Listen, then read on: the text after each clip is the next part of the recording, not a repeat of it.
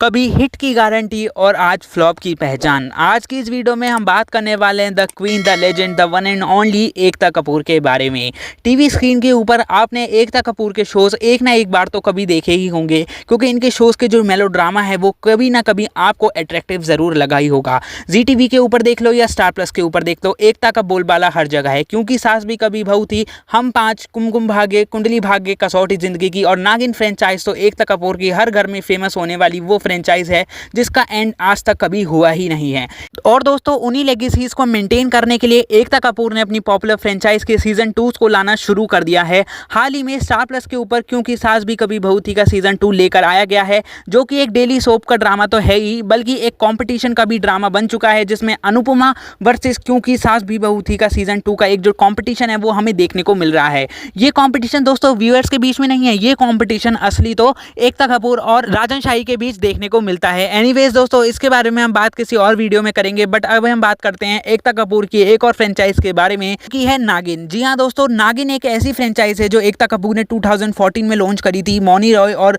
अर्जुन बिजलानी के साथ, जिसका जो बोलबाला है वो नागिन 6 में तेजस्वी प्रकाश के साथ खत्म हो चुका है। फैंस की इतनी ज्यादा डिमांड आए दिन ट्विटर और इंस्टाग्राम पे ट्रेंड करती रहती है कि नागिन 7 को लेकर आओ, बट दोस्तों एकता कपूर नागिन 7 को लॉन्च कर ही नहीं रही हैं। पिछले 2 साल से नागिन 7 पेंडिंग में है और एकता कपूर हाल ही इंटरव्यू में बताती हैं कि वो नागिन 7 को इस साल जरूर लॉन्च कर देंगी। एकता कपूर के इस स्टेटमेंट का विश्वास आजकल किसी को हो ही नहीं रहा है, क्योंकि back to back Ekta Kapoor हर बार यही कहती आ रही हैं कि नागिन 7 को वो जल्दी लॉन्च कर देंगी। जिसके बाद दोस्तों एकता कपूर ने अपना खुद का डाउनफॉल शुरू कर दिया है। कुंडली भाग्य के एंड होने के बाद भाग्य लक्ष्मी, प्यार की राहें और दोस्तों परिणीति और कुमकुम भाग्य भी अब इस लिस्ट में जल्द ही शामिल होने वाला है, क्योंकि दोस्तों नागिन 7 की वजह से एकता कपूर ने अपने इन पॉपुलर शोज की जो बैंड बजाई है वो कोई और प्रोड्यूसर इतनी बुरी तरीके से किसी भी शो का बैंड नहीं बजाता है। बात करें दोस्तों एकता कपूर के बारे में, तो एकता कपूर कहती हैं कि वो इस टाइम क्योंकि के सीजन 2 और नागिन 7 के ऊपर ध्यान देना चाहती हैं, जिसकी वजह से हाल ही में प्यार की राहें जो दंगल चैनल के ऊपर शो शुरू हुआ था उसकी बैंड एकता कपूर ने बुरी तरीके से बजा दी।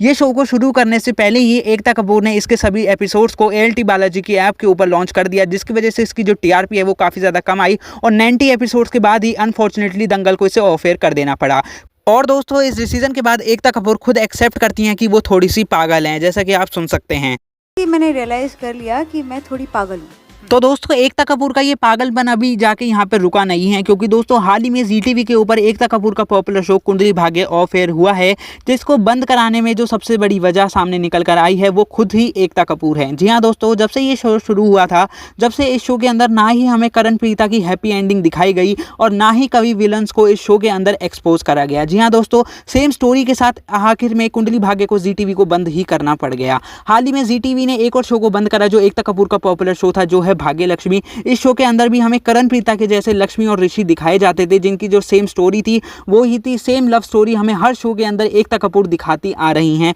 क्योंकि एकता कपूर को समझ आ गया है कि इमोशनल ड्रामा, मेलो ड्रामा जो चल सकता है वो यही है कि एक गरीब लड़के को लिया और एक अमीर लड़की को लिया और उन दोनों के बीच में प्यार करा दो एंड शो की जो स्टोरी है उसको आगे बढ़ा दो। सेम एक्सप्लोजर के साथ जी टीवी ने डिसीजन लिया कि वो भाग्य लक्ष्मी को बंद करेंगे, क्योंकि एकता कपूर इस शो के अंदर कोई वर्क ही नहीं कर रही थी। सेम स्टोरी को स्क्रैच करा जा रहा था एंड ना ही कभी विलन्स को एक्सपोज करा जा रहा था। दोस्तों बात करें एकता कपूर की स्ट्रेटेजी के बारे में, तो एकता कपूर ने ठान लिया है कि वो किसी भी शो को अब ढंग के तरीके से चलाने वाली नहीं है। बात करें दोस्तों एकता कपूर के एक पुराने 11 साल पुराने आर्ट पीस के बारे में, तो दोस्तों वो है कुमकुम भाग्य। कुमकुम भाग्य दोस्तों जी टीवी के ऊपर पिछले 11 सालों से पॉपुलरली रन करा जा रहा है, बट बात करें अब उसकी नई TRP के बारे में और उसके नई लीड्स के बारे में, तो दोस्तों वो बिल्कुल ही अपोजिट हो गया है। जी हाँ दोस्तों, जो कुमकुम भाग्य आप पिछले 11 साल पहले देखते थे वो अब टोटली चेंज हो गया है और आज के टाइम पे तो लोगों को पता भी नहीं है कि कुमकुम भाग्य जी टीवी के ऊपर चलता भी है या नहीं, क्योंकि दोस्तों श्रीति और शबीर आलूवालिया जब तक इस शो के अंदर दिखाए जाते थे, जब तक इस शो के अंदर विलन्स को भी एक्सप्लोर करा जाता था और जो स्टोरी थी, जो जितने भी जो लीड्स थे इस शो के अंदर वो काफी अच्छी तरीके से परफॉर्म करते थे। बट दोस्तों आज के टाइम पे जब तक इस शो के अंदर जनरेशन स्लीप्स को लाया जा रहा है, उसकी वजह से इस शो की जो पॉपुलैरिटी है और जो लोगों का जो अटेंशन है इस शो की तरफ वो बिल्कुल ही चला गया है। आज के टाइम पे इस शो की जो TRP है वो बिल्कुल भी नहीं आती है और एकता कपूर ने तो डिसाइड कर लिया है कि वो इस शो की जो प्रमोशन है उसको भी बिल्कुल करना बंद कर देंगी। जब से इस शो के अंदर जनरेशन 4 आई है, जब से इस शो को ZTV वाले एक्सटेंशन दे रहे हैं, क्योंकि वो समझते हैं कि ये हमारा इतना पुराना शो है और इसको एकदम बंद करना सही नहीं होगा, जिसकी वजह से एकता कपूर को अभी भी अकल नहीं आई है और वो ना ही इस शो का प्रमोशन करवा रही हैं, ना ही इस शो की जो स्टोरी है उसको सुधार रही हैं। क्योंकि दोस्तों जैसा कि मैंने आप सभी को बताया, एकता कपूर ने ठान लिया है क्योंकि सास भी कभी बहू थी का सीजन 2 के ऊपर ध्यान देंगी और नागिन 7 के ऊपर ध्यान देंगी, जो कि लॉन्च कब होगा किसी को पता ही नहीं है। इन दो शोज़ की वजह से दोस्तों एकता कपूर ने अपना एक और शो बिगाड़ लिया है, जो कि है परिणीति। दोस्तों ये शो हमें कलर्स टीवी के ऊपर शाम के 7:30 बजे देखने को मिलता है, जिसके अंदर सेम यही स्टोरी फॉलो करी जाती है जो हमें तीनों भाग्य शोज़ के अंदर दिखाई जाती है। दोस्तों एकता कपूर के जितने भी जो अब शोज़ हैं उनमें स्टोरी दिखाने लायक कुछ बची ही नहीं है। एकता कपूर के बाद जब स्टोरी नहीं बचती है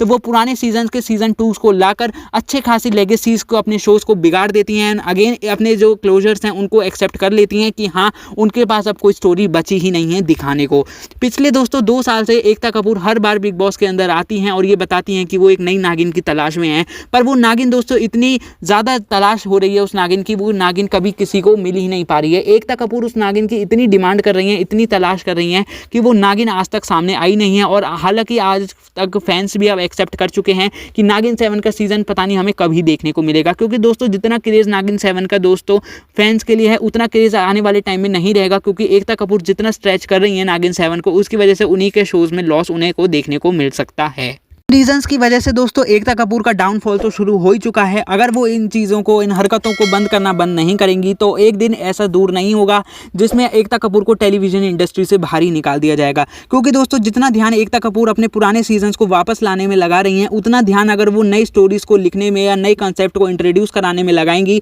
तो दोस्तों पुराने शोज़ की लेगेसी तो मेंटेन हो ही पाएगी, बल्कि नए शोज़ एक नई बेंचमार्क को सेट भी कर पाएंगे। तो दोस्तों क्या है आपका ओपिनियन एकता कपूर के इस नई नौटंकी के बारे में? अपना राय ज़रूर कमेंट सेशन में देना और अपना ओपिनियन ज़रूर बताना कमेंट सेशन में। तो दोस्तों आप ऐसे ही चैनल के साथ जुड़े रहिए। टेली लीक्स चैनल को सब्सक्राइब करना मत भूलना और बेल आइकन मत दबाना भूलना, ताकि सबसे पहले आपके पास मेरी वीडियोस की अपडेट आ जाए। तो दोस्तों आज के इस वीडियो के लिए इतना ही, मिलते हैं एक और नए खुलासे के साथ। जब तक गुड बाय।